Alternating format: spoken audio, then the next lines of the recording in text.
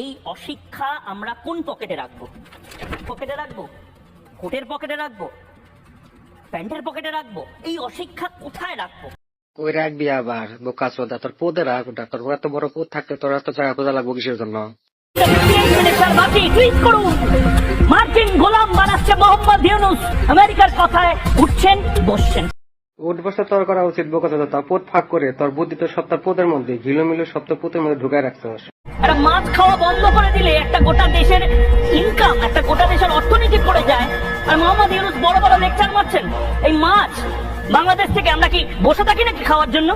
ইলিশ মাছ খান আর বাংলাদেশকে আফগানিস্তান বানানোর কথা। পদ মতা মলম বিক্রি করে বাংলাদেশে ইলিশ মাছ খাওয়ার মতো যোগ্যতা তোর হয়ে সারে নাই। আজ চোখ বন্ধ করে থাকলে কাল আপনার বাড়ির সামনে এই স্লোগানিং হবে। আর যাই হোক, তুই পাঁচ আমাকে চোখ বন্ধ করিস না। তুই চোখ বন্ধ করলে যে তোর পাঁচ আমেরিকা কে চলে যাবে তুই নিজে টের পাবি না।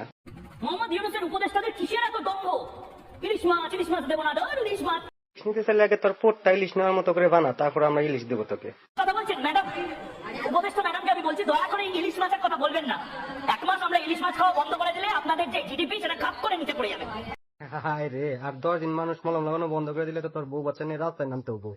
সব বাদ দে, আসলে সত্যি করে একটা কথা বলতো, তোর আসল ব্যবসাটা কি? আমি সিপিএম এর দালাল হয়েছি, আমি বিজেপির দালাল হয়েছি। আমি যখন